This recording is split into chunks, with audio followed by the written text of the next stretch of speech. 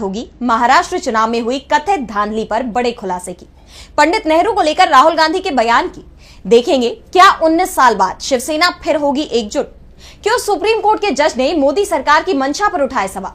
जानेंगे क्यों शिवसेना धनखड़ आए आमने सामने। और बुलेटिन के आखिर में देखेंगे पश्चिम बंगाल में राष्ट्रपति शासन लगाने की साजिश को।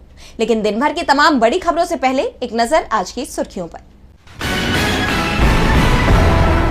मुंबई में 90 साल पुराने दिगंबर जैन मंदिर पर चला बीएमसी का बुलडोजर। अपनी ही सरकार के खिलाफ बीजेपी नेता आक्रोश मार्च में हुए शामिल। कांग्रेस ने पूछा, बीजेपी को देश की सहिष्णुता और सौहार्द से क्या दुश्मनी। आरजेडी नेता तेजस्वी यादव ने नीतीश सरकार पर जमकर बोला हमला। कहा, चुनाव का खर्च भी जनता के पैसे से निकाला। बिहार में रिश्वतखोरी भ्रष्टाचार को लेकर दागे सवाल। बांग्लादेश में हिंदू नेता की जान लेने की घटना पर मल्लिकार्जुन खड़गे ने पीएम मोदी को घेरा। कांग्रेस अध्यक्ष ने 1971 के मुक्ति संग्राम की दिलाई याद। महाराष्ट्र में स्कूलों में 5वीं कक्षा तक हिंदी अनिवार्य करने के फडणवीस सरकार के फैसले पर छिड़ी बहस। पूर्व सीएम उद्धव ठाकरे बोले, हम हिंदी थोपे जाने के खिलाफ। सुप्रिया सुले ने इसे मराठी का बताया अपमान। ये तो थी सुर्खियां। अब बात आज की सबसे बड़ी खबर की। महाराष्ट्र विधानसभा चुनाव के नतीजे पहले से ही सवालों में थे और अब इसे लेकर बड़ा खुलासा हुआ है। महाराष्ट्र पुलिस के निलंबित पुलिस अधिकारी ने दावा किया है कि चुनाव में बड़े पैमाने पर खेल किया गया है, लेकिन अब प्रशासन ने ईवीएम पर सवाल उठाने वाले पुलिस अधिकारी के साथ ही खेल कर दिया है। उसे गिरफ्तार किया गया है। प्रशासन का दावा है कि ईवीएम को लेकर अफवाहें फैलाई जा रही हैं।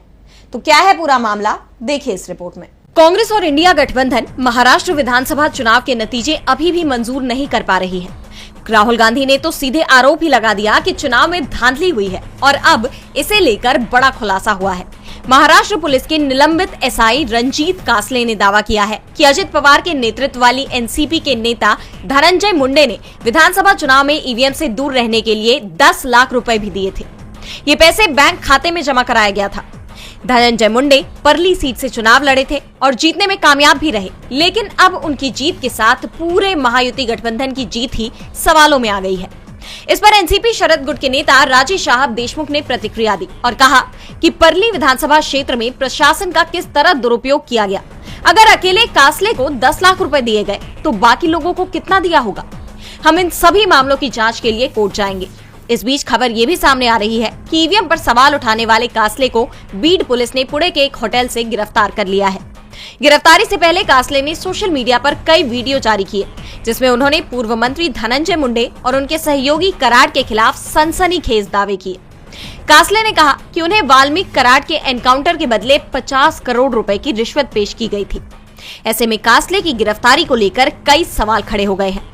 विपक्ष का दावा है कि कासले ने ईवीएम की ही पोल खोल दी है, इसलिए उनके खिलाफ कार्रवाई की गई है। इस खुलासे के बाद बीजेपी की जीत सवालों में घिर गई है, तो राहुल गांधी ने भी बीजेपी को नेहरू पर सवाल उठाने पर घेर लिया है। कांग्रेस सांसद ने नेहरू की विरासत को याद करते हुए कहा कि उन्होंने डर का सामना करना और सच्चाई के लिए खड़ा होना सिखाया। तो और क्या कुछ कहा राहुल गांधी ने, जानने के लिए देखिए ये रिपोर्ट। कांग्रेस सांसद राहुल गांधी ने देश के पहले प्रधानमंत्री जवाहरलाल नेहरू की विरासत को याद करते हुए एक्स पर बातचीत का एक वीडियो शेयर किया। राहुल ने सोशल मीडिया प्लेटफॉर्म एक्स पर एक पोस्ट साझा कर कहा कि नेहरू ने भारतीयों को डर का सामना करना और सच्चाई के लिए खड़ा होना सिखाया। उन्होंने कहा कि नेहरू ने हमें राजनीति नहीं सिखाई, उन्होंने हमें डर का सामना करना और सच्चाई के लिए खड़ा होना सिखाया। उन्होंने भारतीयों को शोषण का विरोध करने और अंततः स्वतंत्रता का दावा करने का साहस दिया। उनकी सबसे बड़ी विरासत सत्य की उनकी अथक खोज में निहित है, एक सिद्धांत जिसने उनके द्वारा समर्थित हर चीज को आकार दिया। राहुल गांधी ने ये बातचीत कांग्रेस नेता संदीप दीक्षित के साथ की। राहुल की इस पोस्ट ने एक बार फिर नेहरू के योगदान और उनकी विरासत पर चर्चा को शुरू कर दिया है। नेहरू जिन्हें स्वतंत्रता संग्राम का प्रमुख चेहरा माना जाता है, आज भी भारतीय राजनीति में चर्चा का केंद्र बने हुए हैं। ये पोस्ट कांग्रेस के उस प्रयास को भी दर्शाती है जिसमें वो अपनी ऐतिहासिक विरासत को वर्तमान पीढ़ी से जोड़ना चाहती है। कांग्रेस अपनी विरासत के जरिए पार्टी की नींव मजबूत करने की कोशिशों में जुटी हुई है, तो शिवसेना भी मजबूत होती दिखाई दे रही है। महाराष्ट्र की राजनीति में 19 साल बाद बड़ा बदलाव देखने को मिल सकता है। शिवसेना यूबीटी प्रमुख उद्धव ठाकरे और एमएनएस चीफ राज ठाकरे एक साथ आने को तैयार होते दिख रहे हैं। बीजेपी की नीतियों के खिलाफ दोनों ही भाई अपने मतभेद भुलाने को तैयार है और इसमें एकनाथ शिंदे भी शामिल हो सकते हैं। तो क्या है पूरा मामला जिसके चलते शिवसेना के सभी गुट एक साथ आने को हैं तैयार, देखिए ये रिपोर्ट। महाराष्ट्र की सियासत में बड़ा उलटफेर होने के आसार हैं। एकनाथ शिंदे की सीएम फडणवीस से नाराजगी की खबरें फिर से तेज हो गई हैं। उनकी राज ठाकरे से मुलाकात के बाद दावे किए जा रहे थे कि राज और शिंदे एक साथ आ सकते हैं और अब इसमें उद्धव ठाकरे का नाम भी शामिल हो गया है। शिवसेना यूबीटी प्रमुख उद्धव ठाकरे और महाराष्ट्र नवनिर्माण सेना यानी एमएनएस के चीफ राज ठाकरे के बीच 19 साल बाद साथ आने की तैयारी है। राज ठाकरे ने एक इंटरव्यू में उद्धव के साथ गठबंधन की संभावनाओं पर खुलकर बात की। उन्होंने कहा कि हमारे बीच राजनीतिक मतभेद और झगड़े हैं, लेकिन महाराष्ट्र और मराठी लोगों के हित के आगे ये सब छोटी बातें हैं। किसी बड़े मकसद के लिए साथ आना मुश्किल नहीं। राज के इस बयान पर उद्धव ठाकरे ने भी सकारात्मक रुख दिखाया। उन्होंने कहा कि मेरी तरफ से कभी कोई झगड़ा नहीं था, हम भाई हैं, हमारे बीच कोई दूरी नहीं। अगर कोई मनमुटाव है तो मैं उसे खत्म करने को तैयार हूँ। हालांकि उद्धव ने यह भी जोड़ा कि शिवसेना यूबीटी और महाराष्ट्र के दुश्मनों को घर में जगह नहीं मिलेगी। दोनों नेताओं के बीच तनाव 2005 में तब शुरू हुआ जब राज ने शिवसेना में उद्धव को उत्तराधिकारी बनाए जाने के बाद पार्टी छोड़ दी और 2006 में एमएनएस की स्थापना की। तब से ही दोनों के रिश्ते तल्ख रहे। शिवसेना नेता संजय राउत ने भी इस सुलह की संभावना का स्वागत किया है। उन्होंने कहा कि अगर दोनों भाई अहम को किनारे रखकर मराठी हितों के लिए एकजुट होते हैं तो ये महाराष्ट्र के लिए बड़ा कदम होगा। राज और उद्धव के उस रुख से सियासी गलियारों में हलचल मच गई है।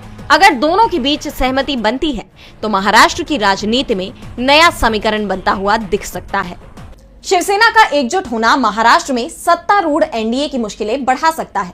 वैसे मुश्किलें तो मोदी सरकार की भी बढ़ती दिखाई दे रही हैं। सुप्रीम कोर्ट की महिला जज बीवी नागरत्ना ने महिला आरक्षण को लेकर बड़े सवाल खड़े कर दिए हैं। मोदी सरकार के दूसरे कार्यकाल में संसद ने महिला आरक्षण बिल पास किया था। इस पर राष्ट्रपति की मुहर भी लग चुकी है, लेकिन अभी तक इसे लागू नहीं किया गया है।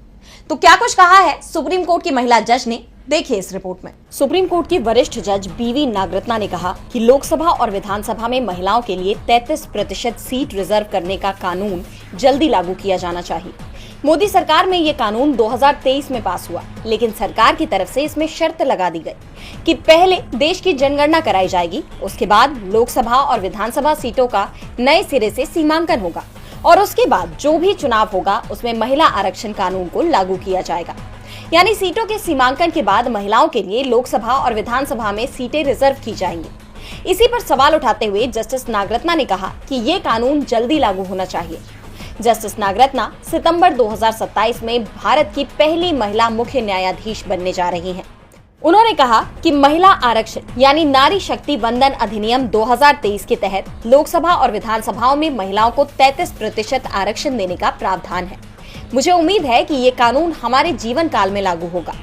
ये दिन महिलाओं द्वारा सदियों से चली आ रही समानता की लड़ाई की परिणति होगा, जिसे हमारे संविधान निर्माताओं ने एक आदर्श लक्ष्य के रूप में देखा था। महिलाएं सार्वजनिक जीवन और जिम्मेदारियों में अपनी उचित हिस्सेदारी की हकदार हैं। वे पुरुषों की जगह नहीं ले रही, बल्कि उस अधिकार क्षेत्र को वापस ले रही हैं, जिसे पितृसत्तात्मक सोच और भेदभाव ने उनसे छीन लिया था। हम पुरुष विरोधी नहीं हैं, हम महिला समर्थक हैं। उन्होंने कहा कि संविधान में समानता का अधिकार केवल कागजों पर नहीं, बल्कि व्यावहारिक रूप में भी दिखना चाहिए। अब समय आ गया है कि देश की आधी आबादी को समान अवसर और प्रतिनिधित्व मिले। जस्टिस नागरत्ना ने महिलाओं के अधिकारों को लेकर मोदी सरकार की मंशा पर सवाल उठाए हैं, तो सवाल उपराष्ट्रपति धनखड़ के बयान पर भी उठ रहे हैं। शिवसेना के मुखपत्र सामना में प्रकाशित लेख में उपराष्ट्रपति जगदीप धनखड़ के न्यायपालिका से जुड़े बयानों की न सिर्फ निंदा की गई, बल्कि उन पर संवैधानिक संस्थाओं को कमजोर करने और सत्तारूढ़ दल के हितों को बढ़ावा देने का भी गंभीर आरोप लगाया गया। तो और क्या कुछ लिखा है सामना के इस लेख में, आइए जानते हैं इस रिपोर्ट में। शिवसेना के मुखपत्र सामना ने उपराष्ट्रपति जगदीप धनखड़ के ताजा बयानों पर कड़ा हमला बोला है। धनखड़ ने सुप्रीम कोर्ट के एक फैसले की आलोचना की थी, जिसे सामना ने लोकतंत्र के लिए खतरा बताया। लेख में धनखड़ पर संवैधानिक संस्थाओं को कमजोर करने और सत्तारूढ़ दल का पक्ष लेने का गंभीर आरोप लगाया गया है। दरअसल 8 अप्रैल को तमिलनाडु सरकार बनाम राज्यपाल मामले में सुप्रीम कोर्ट ने राष्ट्रपति को विधेयकों पर 3 महीने के अंदर फैसला लेने का आदेश दिया था। धनखड़ ने इसे संविधान का उल्लंघन बताते हुए कहा था कि न्यायिक हस्तक्षेप लोकतंत्र के संतुलन को नुकसान पहुंचा रहा है।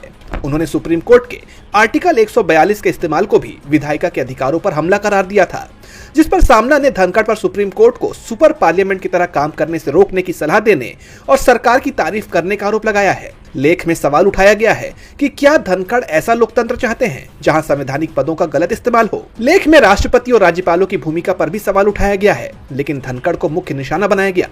सामना ने चेतावनी दी कि धनखड़ के बयान सुप्रीम कोर्ट पर हमले को बढ़ावा दे सकते हैं। अब सवाल ये है कि क्या धनखड़ की टिप्पणियां वाकई लोकतंत्र को कमजोर कर रही हैं?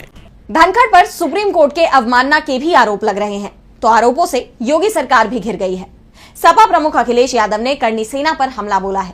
अखिलेश ने आगरा में सपा सांसद रामजी लाल सुमन से मुलाकात की, जहां उन्होंने करनी सेना को योगी सेना करार दिया और साथ ही उन्होंने करनी सेना पर बीजेपी से फंडिंग लेने का भी आरोप लगाया। तो आखिर क्यों करनी सेना पर हमलावर हुए अखिलेश और क्या है पूरा मामला, जानने के लिए देखिए ये रिपोर्ट। समाजवादी पार्टी के अध्यक्ष अखिलेश यादव ने करनी सेना पर तीखा हमला बोला है। आगरा में सपा सांसद रामजी लाल सुमन के घर पर हुए हमले के बाद अखिलेश यादव ने उनसे मुलाकात की और इसे प्री प्लान्ड हमला करार दिया। उन्होंने आरोप लगाया कि करनी सेना कोई स्वतंत्र संगठन नहीं, बल्कि बीजेपी और उत्तर प्रदेश की योगी सरकार से फंडेड योगी सेना है। अखिलेश ने कहा कि इस हिंसा का मकसद दलितों, पिछड़ों और अल्पसंख्यकों को डराना है। अखिलेश ने दावा किया कि करनी सेना के प्रदर्शन और हमले सुनियोजित हैं, जिनमें उन्हें सरकार का समर्थन मिला हुआ है। अखिलेश ने पुलिस की निष्क्रियता पर भी सवाल उठाते हुए कहा कि हमलावरों पर कोई कार्रवाई नहीं हो रही है, जो सरकार और पुलिस की मिलीभगत को दर्शाता है। सपा प्रमुख ने चेतावनी दी कि अगर रामजी लाल सुमन को कुछ हुआ तो इसके लिए मुख्यमंत्री योगी आदित्यनाथ जिम्मेदार होंगे।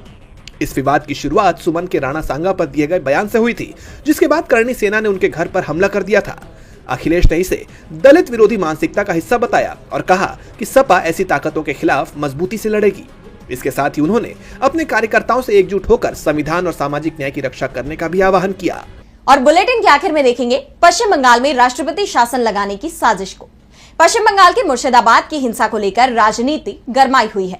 फिलहाल मुर्शिदाबाद में हालात सामान्य हैं, लेकिन इस बीच पश्चिम बंगाल के राज्यपाल सीवी आनंद बोस मुर्शिदाबाद के दौरे पर पहुंचे हैं। उनके इस दौरे को लेकर सियासी हलचल बढ़ गई है। ऐसे में विपक्ष की तरफ से बंगाल में राष्ट्रपति शासन लगाने की साजिश रचने का आरोप लगाया जा रहा है। तो क्या है पूरी खबर, जानने के लिए देखिए ये रिपोर्ट। पश्चिम बंगाल के मुर्शिदाबाद में हुई हिंसा के बाद राज्यपाल सीवी आनंद बोस अचानक सक्रिय हो गए हैं।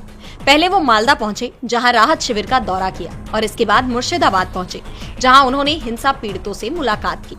अपने दौरे की रिपोर्ट राज्यपाल केंद्र सरकार को भेजेंगे। इसे लेकर टीएमसी भड़की हुई है और उसकी तरफ से आरोप लगाए जा रहे हैं कि प्रदेश में राष्ट्रपति शासन लगाने की साजिश हो रही है, लेकिन पश्चिम बंगाल की जनता इसे कामयाब नहीं होने देगी। इस बीच हिंसा पीड़ितों से मुलाकात के बाद राज्यपाल सीवी आनंद बोस ने कहा कि पीड़ित सुरक्षित महसूस करना चाहते हैं। पीड़ितों ने जो भी सुझाव या मांग की है, उन पर विचार किया जाएगा। मैं इस बारे में केंद्र सरकार को सूचित करूंगा ताकि उचित कार्रवाई की जा सके। राज्य के लोग शांति चाहते हैं। वैसे राज्यपाल के दौरे को लेकर सवाल जरूर खड़े हो रहे हैं। मुर्शिदाबाद में हालात तेजी से सामान्य हो रहे हैं। हाईकोर्ट के आदेश के बाद वहां पर सीआरपीएफ की तैनाती की गई। सीएम ममता बनर्जी की तरफ से भी शांति बनाए रखने की अपील की गई। उन्होंने बाहरी नेताओं के मुर्शिदाबाद प्रवेश पर रोक लगाई।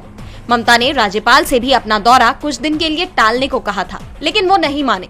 इसे लेकर टीएमसी हमलावर दिखाई दे रही है। सवाल उठ रहे हैं कि जहां सरकार बीजेपी की है, क्या वहां पर भी राज्यपाल सरकार के इनकार के बावजूद हिंसाग्रस्त क्षेत्र का दौरा। आज सोशल मीडिया से लेकर आपके चलते फिरते जीवन में भी पत्रकारिता के बुरे दौर की चर्चा होती है, क्योंकि जिन लोगों पर सूचना देने की जिम्मेदारी है वो आपके लिए नहीं बल्कि कॉर्पोरेट और सरकारों को फायदा पहुंचाने में लग गए हैं। विज्ञापन मॉडल को खारिज कर आप इस बीमारी को दूर कर सकते हैं और अपने नारे को बुलंद कीजिए।